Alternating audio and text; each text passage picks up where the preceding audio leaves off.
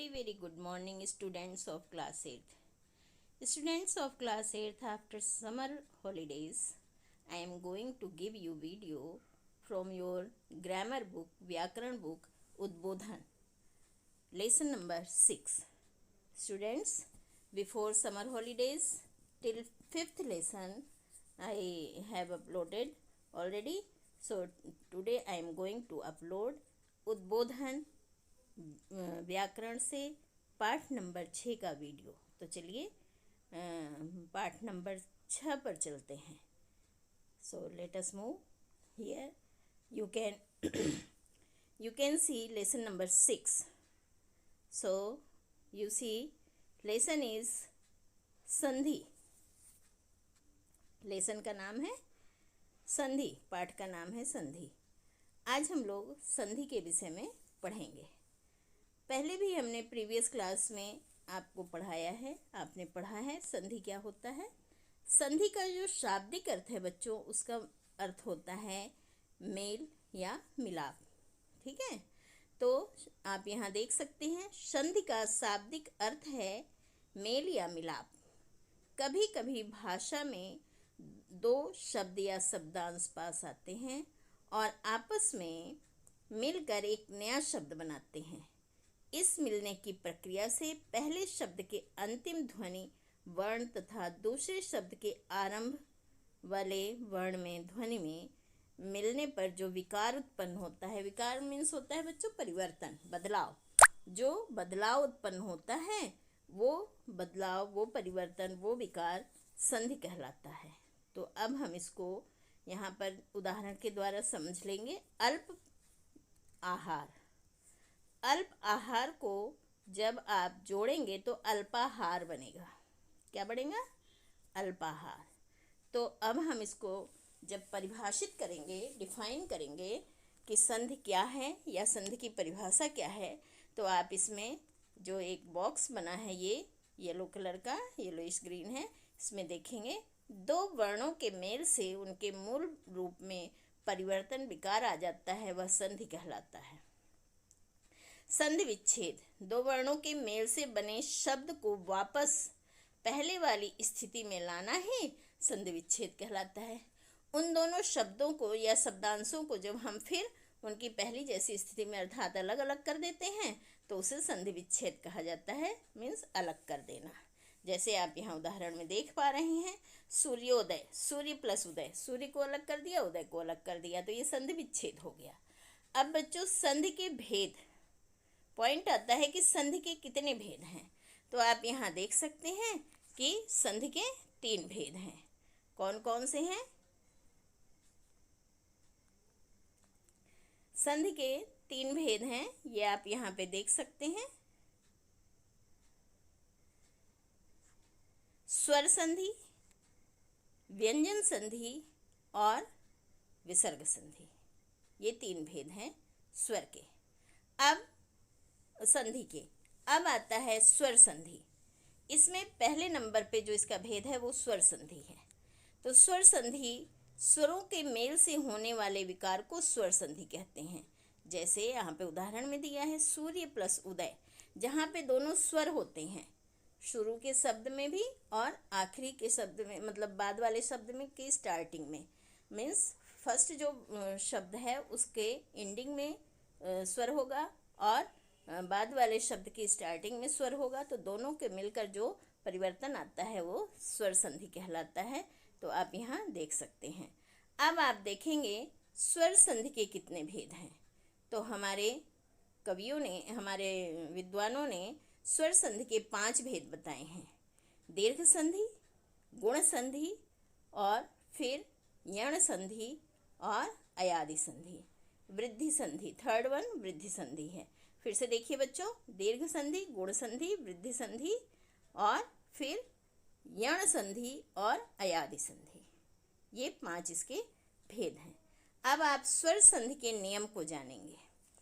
दीर्घ संधि जो इसमें इन्होंने बताया है, दीर्घ संधि में क्या होता है कि कोई भी स्वर आए, बड़ा या छोटा, छोटा या बड़ा या दोनों बड़ा, हर हाल में जब परिवर्तन आएगा तो वो बड़ा ही हो जाएगा। जैसे देव प्लस अर्चन में आप देख सकते हैं देवार्चन हो गया।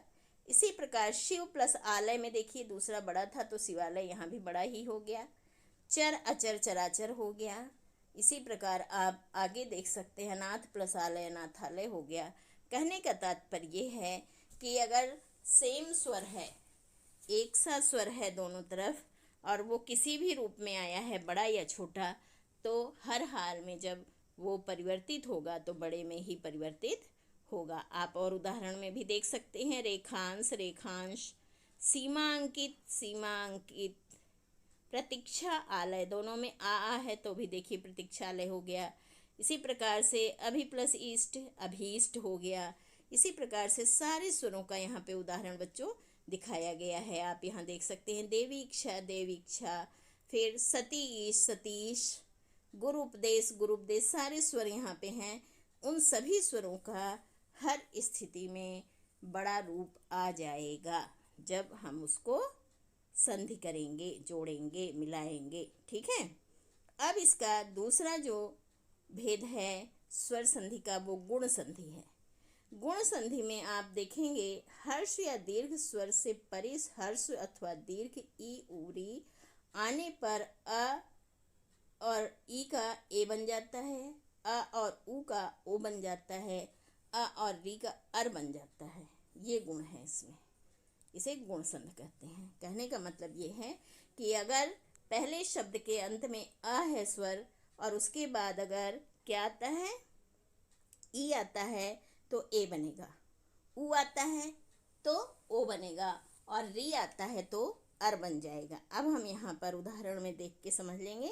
नर प्लस इन, देखिए यहाँ पे नर में र में आ है और छोटी ई है तो नरेंद्र हो, ए बन गया। ठीक है।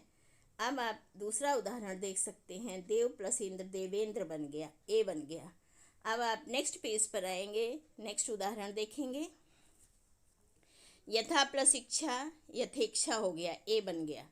फिर इसी प्रकार आप नीचे आ जाइए ओ में, जहाँ पे ऊ लगा है, सर्व प्लस उत्तम सर्वोत्तम हो गया, और सूर्य प्लस ऊष्मा सूर्योष्मा हो गया, जल प्लस उर्मी जलोर्मी हो गया, ओ बन गया। ठीक है। आके बाद ऊ आने पर ओ बन गया। इसी प्रकार बच्चों और नीचे आप आ जाएंगे तो आप री वाला उदाहरण भी देख पाएंगे। सप्त प्लस ऋषि सप्तर्षि हो गया, अर बन गया। यहाँ पे आप देख सकते हैं सप्तर्षि, देव प्लस ऋषि देवर्षि, महा प्लस ऋषि महर्षि। तो ये आपका हो गया गुण संधि। अब हम लोग थर्ड पार्ट पे पहुँचते हैं, वृद्धि संधि। वृद्धि संधि में क्या है, हर्ष अथवा दीर्घ अ से परे ए ओ औ आने पर ऐ और औ हो जाता है। कहने का तात्पर्य है कि अ के बाद अगर ए आए तो ऐ बनेगा, आ के बाद अगर ऐ आए तो भी ऐ बनेगा, आ के बाद अगर ओ आए तो औ बनेगा, और आ के बाद अगर औ आए तो भी औ बनेगा। ये है इसका नियम। तो देखिए आप, लोकेशणा लोकैषणा, एक एक एक एक, तथाएव तथैव। फिर यहाँ देखिए जीवेषणा जीवैषणा, वित्तैषणा वित्तैषणा, सदा प्लस एव सदैव। ठीक है। अब आप नेक्स्ट पेज पर आ जाएंगे बच्चों। नेक्स्ट पेज पे भी आप देख सकते हैं मधुर प्लस ओदन तो मधुरोदन, दंतोष्ठ दंतौष्ठ। फिर है महा प्लस ओज महोज, ये आपका हो गया अत्यंत प्लस औदार्य अंतोदाय। ठीक है। जल प्लस ओघ जलौध, ये आप यहाँ पे उदाहरण देख सकते हैं सारे। जैसे आप देखिए महा प्लस औषध, ये बहुत फैमिलियर है सबको, वन प्लस औषध वनौषध, महा प्लस औषध महौषध। ठीक है। अब आप इसके फोर्थ पार्ट पे आएंगे, यण संधि। यण संधि में क्या होता है, हर्ष अथवा दीर्घ ई उरी से परे भिन्न जाति का कोई भी स्वर आ जाए तो ई का य बन जाता है, ऊ का व बन जाता है और री का र बन जाता है। मतलब ई ऊ के बाद री के बाद कोई भिन्न स्वर अगर आया है तो ई का य बनेगा, ऊ का व बनेगा और री का र बनेगा। तो आप देख सकते हैं उदाहरण में यदि प्लस अप, तो ई के बाद आ आया है तो यद्यपि, यह बन गया। ठीक है। अति प्लस अंत अत्यंत बन गया। ठीक है। इसी प्रकार से आप और नीचे भी देख सकते हैं, वी प्लस याकुल व्याकुल हो गया। और भी नीचे आप आएंगे तो देखेंगे अति प्लस उत्तम अत्युत्तम हो गया। और नीचे आप आते जाएंगे तो देखेंगे प्रति प्लस एक प्रत्येक बन गया, सु प्लस अस्ति स्वस्ति बन गया, और गुरु प्लस आदेश गुरुवादेश बन गया। ठीक है, यहाँ पे री के बाद आया तो र बन गया। ठीक है, अनु प्लस इति अन्विति, यहाँ पे आप दूसरे चार्ट में भी देखेंगे। देखिए आप, सु प्लस अल्प स्वल्प बन गया। देखिए आप, सु प्लस अच्छ स्वच्छ बन गया, सु प्लस आगत स्वागत वह बन गया। ठीक है, ऊ के बाद दूसरा स्वर आने पर क्या हो गया, वह बन गया।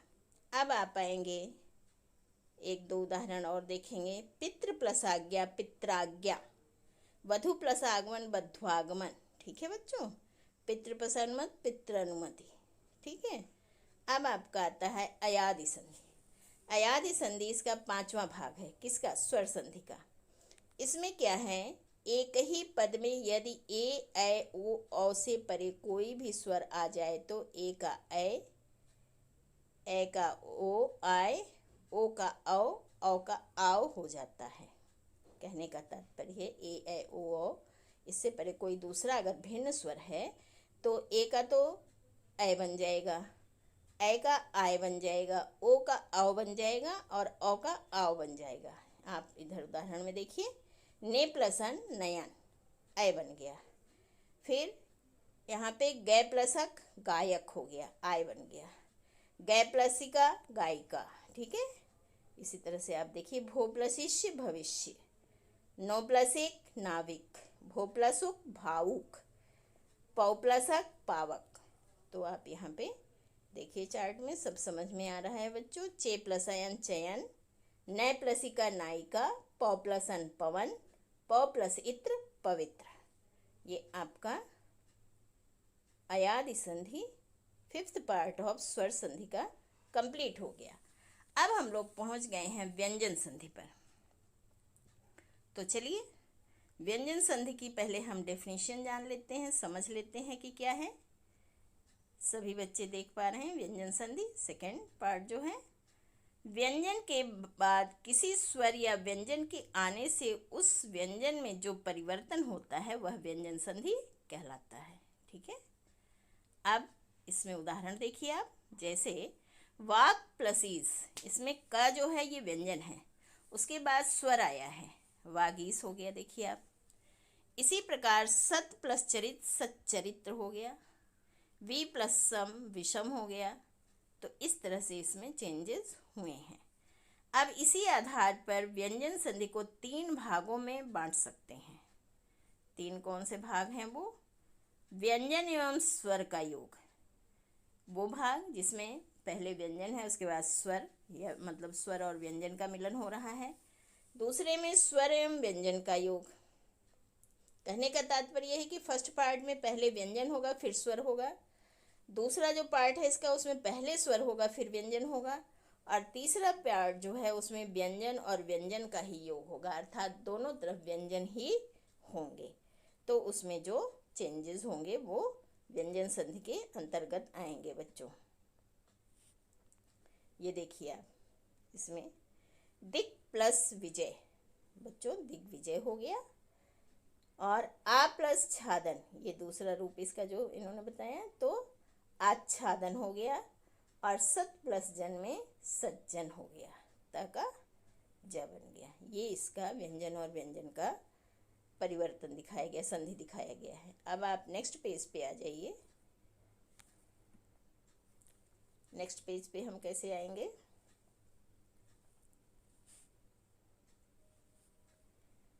व्यंजन संधि के नियम। अब यहाँ पे इन्होंने हमें डिटेल में अच्छे से समझाया है। जैसे इन्होंने फर्स्ट पार्ट दिया था कि 3 वैरायटी दी है ना, कि पहले व्यंजन है फिर बाद में स्वर आया है तो उसमें किस तरह से परिवर्तन होंगे। तो हम इसमें पढ़ते हैं।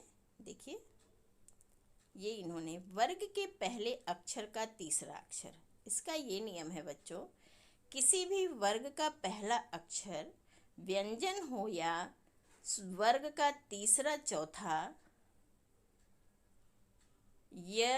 वर्ण अथवा है तो कोई वर्ण अपने ही वर्ग का तीसरा वर्ण हो जाता है।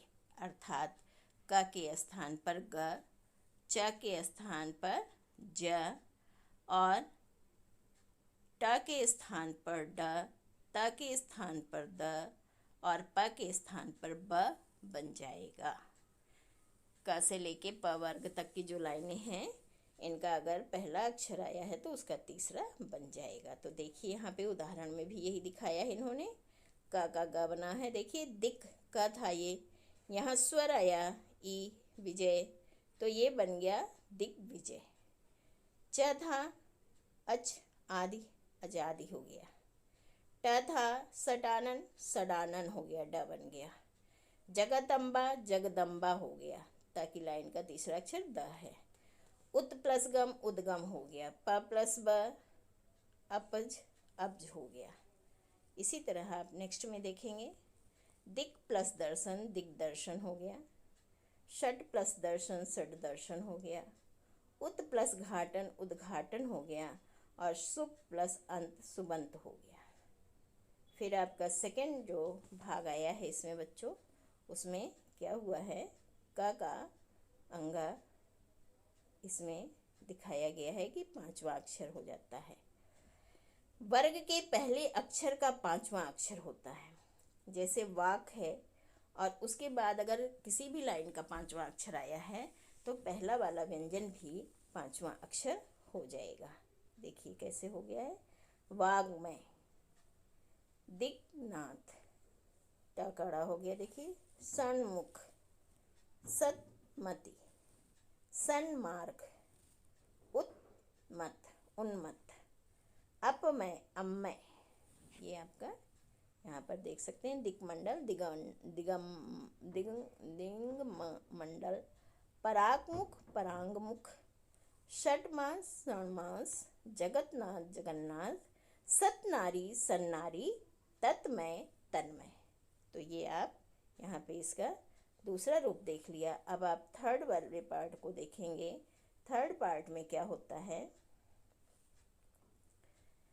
त के बाद यदि च या छ हो तो त का च और ज का झ और त का ज हो जाता है। तो इसमें हम आगे उदाहरण नेक्स्ट पेज पर देखेंगे। देखिए, सच्चरित, सच्चरित हो गया। जगत छाया, जगत छाया हो गया। सतजन, सज्जन और तत्टिका, तट्टिका हो गया। इधर भी ऐसे ही इन्होंने दिखाया है बच्चों। उज्ज्वल, उज्ज्वल बन गया, देखिए इसलिए। और नेक्स्ट पेज पर आप देखेंगे,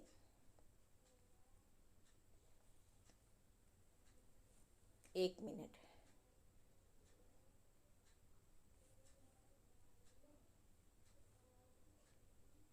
ये है आपका, ठीक है। अब इसमें इन्होंने फोर्थ पार्ट में क्या बताया है, फोर्थ पार्ट में इन्होंने ये बताया है, त के बाद ल हो तो और त का ल श हो तो त का च और श हो तो छ बन जाता है। यदि ह हो तो त्रि का the. So students, you can C fifth part, जो पांचवा नियम है इसका। इसमें क्या है कि माँ के बाद यदि क से माँ तक कोई भी स्पर्श व्यंजन जब आता है तो उसका पांचवा अक्षर के बजाय क्या हो जाएगा, अनुस्वार हो जाता है। देखिए इसमें आप उदाहरण में देख सकते हैं, सम प्लस पूर्ण, संपूर्ण, बिंदी लगी हुई है देखिए ऊपर। और सम प्लस ख्या, संख्या। सम प्लस बंध, संबंध। सम प्लस गति, संगति, है ना। शम प्लस कर, शंकर। इसी तरह से सारे उदाहरण इसमें दिए गए हैं। अब हम नेक्स्ट पेज पर आते हैं बच्चों। नेक्स्ट पेज पर क्या है, सम प्लस चय, संचय होता है देखिए। और अलम प्लस करण, अलंकरण। और सम प्लस जीवनी, संजीवनी। इस तरह से पांचवा अक्षर की जगह बिंदी आ जाती है, अनुस्वार आ जाता है। अब आता है इसका नेक्स्ट नियम 6 में, सिक्स नियम क्या है, म के बाद यदि फिर से म वर्ण आए तो म का द्वित प्रयोग हो जाता है, 2 बार प्रयोग हो जाता है। जैसे आप यहाँ पे देख सकते हैं, सम प्लस मिश्रण, तो ये बना सम्मिश्रण, डबल म हो गया।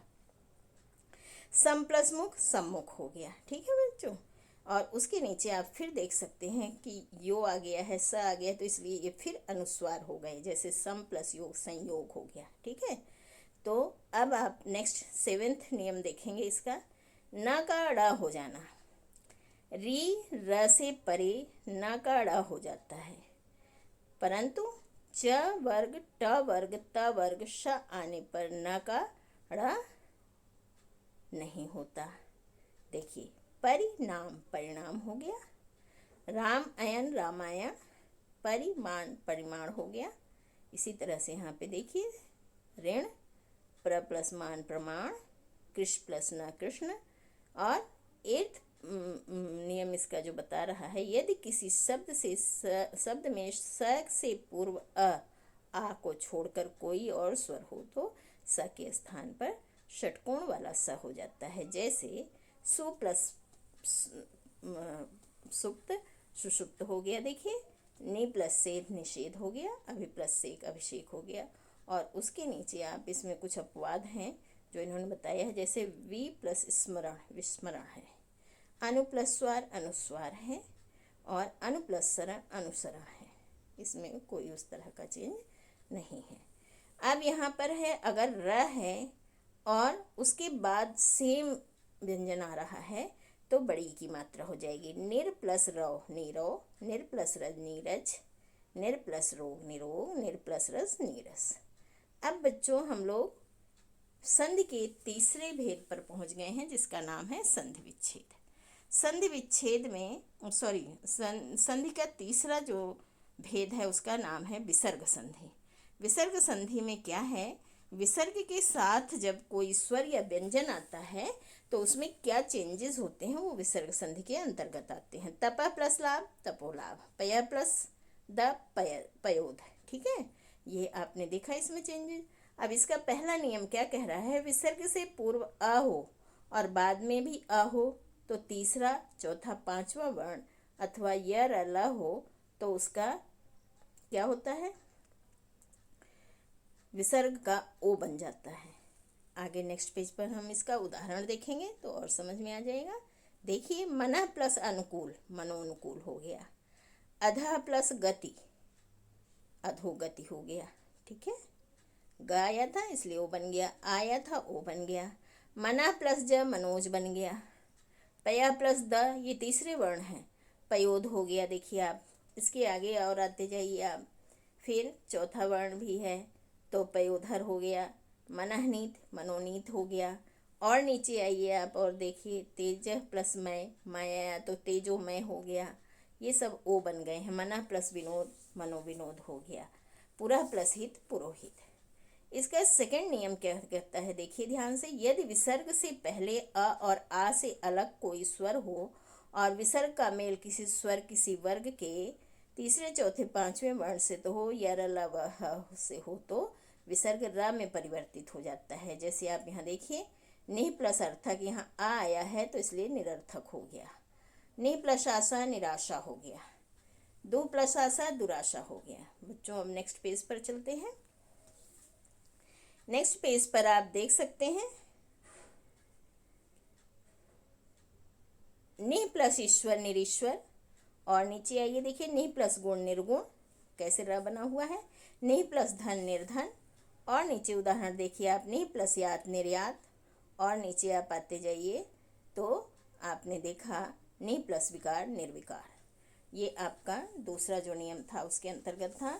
अब थर्ड नियम क्या है विसर्ग का, देखिए, यदि विसर्ग से पहले कोई स्वर हो और उसका मेल च छ श से हो तो विसर्ग स से परिवर्तित हो जाता है। जैसे नि प्लस चित निश्चित, नि प्लस चय निश्चय, दु प्लस छल दुश्छल, दु प्लस शासन दुशासन।